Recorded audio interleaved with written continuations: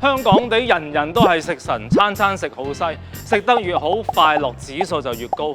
你一起身就梗係食個 all day breakfast 啦。下晝咧，女朋友就話想食 high tea 喎，係一層一層食足18層嘅 high tea。你夠膽 say no？ 你唔會。夜晚咧，班 friend 就話同你去隊部隊喎。